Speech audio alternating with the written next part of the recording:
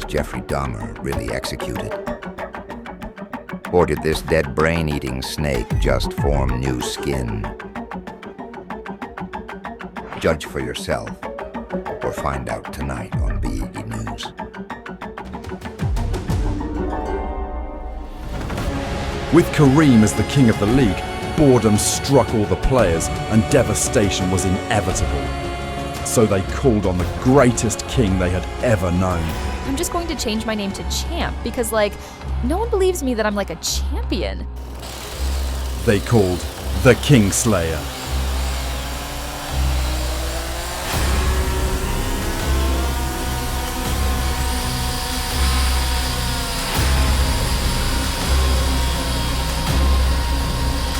Now, with Kareem's sword off head in hand, he set off to seek vengeance for his own brother.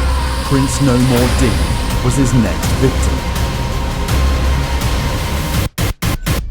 The king is dead, and the throne is wide open for the taking, boys. Fired up! This is week 6 of the Adams County Champions League, and I am the Kingslayer. That's right, boys. We had a couple absolutely terrible trades this week. You saw it in the intro. We'll get into it, but before that, we're going to go through a quick week 5 recap, followed by our week 6 preview, and finally, our Adams County Champions League week 6 report card, which includes the dead report and the playoff teams, and a lot more, boys. So that's fired up.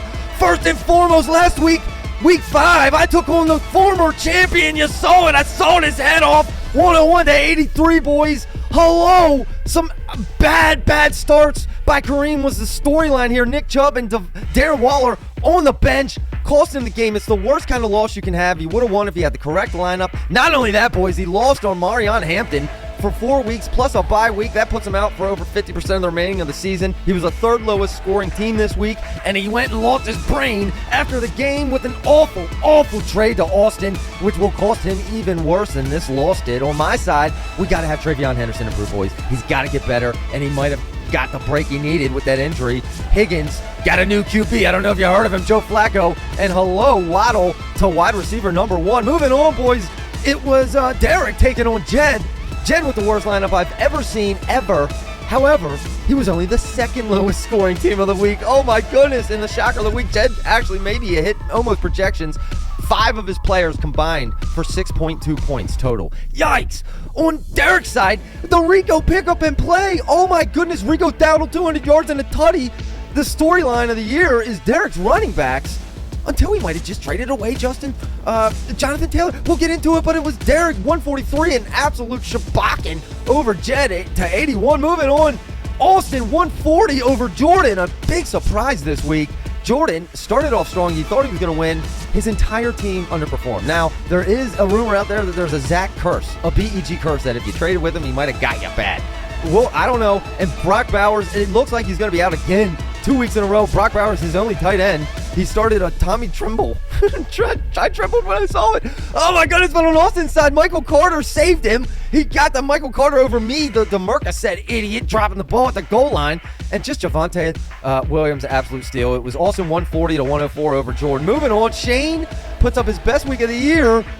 You could say he was cursed by Zach. He lost to Garrett 139, 132. I mean, he was the 5th highest scoring team of the week. And he probably needs to trade Breece Hall. It looks like his only significant asset. On Gary's side, the old men are saving him. Deebo Samuel, Diggs, Devontae Adams, these old guys are showing out. But will he lose Chuba Hubbard? Did Chuba lose his starting job? I don't know, dude. He had some performance this week. Gary moves to 4-1. Shane 0-5. Shane might not win a game all year. Moving on, it was Cole taking on Drew, and Drew gets the win, 118 to 92. Okay, Drew Ikjabuka continues to keep pace with that WR top 5 status, boys. It's been unprecedented. That, along with Ferguson being a number 1 tight end. The turd Ferg, turns out he is, that turd smells pretty good. It must have been a hot girl who took that turd. Left that turd. I don't know. It was me. A guy who left that turd. I traded him that turd, dude. Oh my goodness. Drew does have RB2 concern, and Mike Evans is back, and Jabuka might lose some of those points. Moving on to Cole's team, I mean, he had the one more week without Rice. He's got one more week, and he got Drake May for free. Drake May for free from Drew. Didn't pay off for him this week in the points, but Cole looking up going forward, I'll tell you that. Moving on, it was Ty taking on Jared, and congratulations, Jared. You were, in fact, the lowest scoring team of the week. 65.98 points. That completely bombed his entire season. Okay, impressive, actually, beating Jed in points. He had some awful starts. Left a lot of points. All his points were left on the bench. And Lamar's injured, or is he injured? He just doesn't feel like playing. A lot of concern on Jared's side. But on Ty's side, I don't know. He had the best running backs in the league. He's got Junkins, Henry. He's got Woody Marks there. Oh, my goodness. But then looks like he might have lost his brain after this week. We'll get into it. But week 5, he did win, and he moved to 3-2. Finally, boys, week 5, it was Nordine taking on Corey, and Nordine getting a big win. Nordine looks like a solid squad, giving Corey his first loss of the year, 148-127. The two horses for Nordine, CMC and Kyrene, showed out, dude. And looks like now we might have Scatty Boo, okay? Woo! In Halloween season, he needs a wide receiver help bad. But he's got a big game next week. On Corey's side, that tight end position continues to be an absolute weakness. He's cursed with the tight end position. He needs a tight end. And he's juggling an RB2.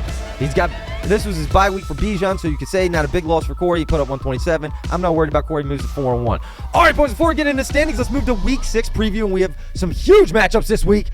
But first and foremost, let's look at the Dream Team. Kareem coming off his complete head loss, going up against Gary. However, Gary's got Jefferson on bye. Chuba Hubbard isn't practicing. Gary not putting up a strong projection. It looks like it's about even projection. Gary number 2 in the rankings. Kareem number 10. Okay, but in projections, Gary should be around 10 or 11. Kareem 12. Upset alert, folks. Upset alert. Dream Kareem, and he got in Haskins. He's got to hope Haskins is that dude. And he got 2 plug-and-play running backs, Carter and Haskins. Could Kareem pull off the upset? It might be so. Gary not engaged. Moving on, Cole taking on Jared here. Another big-time matchup to Jared bouncing back. He's not going to get Lamar back this week, but he is going to get Sam Darnold, and he's got some pretty great projections. Number 11, Cole taking on number 13, Jared here, and it does look like Jared is actually a slight favorite here, folks, which would be pretty devastating to Cole to lose this week after all the swindling that he has done after all these trades. We got to keep an eye on it. Jared, a slight favorite. Cole, who are we looking out for? Judkins show up, show out. Henry show up, show out. London's the number 1 wide receiver dude. Let's see if he can be that dude. I don't know. Jared, let's maybe not start Taysom Hill this week. Yeah, let's go for that, Jared. Come on, focus, dude. Moving on, boys. Can Shane get a win? I don't know. Likely not, because he's going up against an all-of-a-sudden powerhouse stack. Awesome team. Number 9 in the rankings, Austin at 2-3. Obviously 0-5 Shane, and just the luck is just not going in his way. Austin, a huge favorite. It should not be close. He will house Shane, and I don't have a lot of time to talk about it. Moving on, Jed. Can Jed get a bounce back this week? He would be huge going up against Jordan. Jed, number 12th in the league, 2-3, going up against Jordan, who's number 8. Jordan, who makes movies, he's trying very hard. I'll give him that. He's a very hard trier. He tries very hard, and, you know, he's a big favorite this week. But I'll say this. Warren is back for Jed. And Tyrone Tracy, I don't know, could he get work? And Tungus one more week. Barner, he's got some long shots, but he is full strength. As weak of that strength as it is. Upset alert, folks. And now we got our top 3 matchups of the week, boys. Focus in. Number 1 in the league, 4-1, Corey going up against number 6 and falling fast, Ty, the 3-2. And Corey, a kind of favorite, 6.5-point favorite here this week. And Tyler starting Gainwell at running back. It does look like Warren is going to be playing. That's big trouble. His backup, Woody Marks, is on bye. And Ty clearly did not think this through. Bijan is back for Corey. This is a big matchup, looking to go to 5-1. I fully expect for Corey to go to 5-1 and beat the absolute brakes off of Ty, because Ty could be a dead man walking. Our second best matchup of the week, folks. It is Derek. Dirty Derek going up against Drew, hanging on by a thread. Drew, he made another bad move in the trade wire this week. Zay Flowers he's been on the Tet train all year, and the week he's going to break out, he trades him away. I don't believe it. I don't understand. He traded away Drake May for dart thrower. I don't even know his name because he's that irrelevant, boys. But it's number 4, Derek, going up against number 3, Drew, and the winner of this game will have a big edge in the playoff runnings. Number 5 projected total points, Derek, going up against number 6 projected Drew. It don't get any tighter than this. This is an even line, boys. Addison's on bye for Derek, and outside of that, we're full strength both sides. Great matchup this week. Winner of this got some big time balls. But finally, boys, you heard it in the intro. I got to seek revenge on little bro, boys. And it's up against Kareem's big brother, King's little nephew. His brother, going up against Nordine. I'm a big dog, but I was a big dog each of the last 2 weeks. I'm going to be a dog every year. But I am a dog. A pig is like a 12 to 15, 20-point dog. But my matchups, boys, my matchups could not be better. And let me tell you something. This is number 5, Nordine, going up against number 7. I'm right on the outside of the playoff spots, but I'm 3-2, and it would be the third swindle dindle in a row. And I pulled off one, boys. I pulled one off. I might have got that Cowboys wide receiver to counteract the Dak quarterback touchdowns this week. If they don't go to Pickens, Ferguson is limited. I got great matchups. I'm calling it, boys. Upset alert. I will slay Nordine's head again for the 3rd straight week. An ultimate move. There's your week 6 preview, boys. But now let's move on real quick. We're running long. Let's go look at our playoff report cards. First, let's start with the dead report, boys. Moving to the dead report. We added one to the list and we moved one out. Cole is now out of the dead report. The dead report includes Kareem, Jed, and Shane.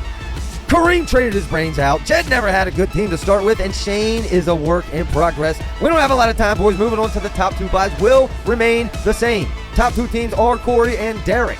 That's very clear, boys. They are the top 2. Moving on, hanging by a thread. Updates. Jared, Tyler, Cole, Austin, and Drew hanging by a thread. They still are alive. Okay, they still have a good chance, but they still have a good chance of dying fast. Cole would be one to keep your eye on. Cole and Austin, boys. Cole and Austin, look out. 3 trades this week, but that leads us to the playoff teams for the year, boy. Our playoff teams include Jordan. I would say he's the first one out at this point. Gary, second one out. Nordine, and me. Wow. It's irrelevant who wins this week, boys, because it will be Nordine. It will be me into the playoffs. There's your recap.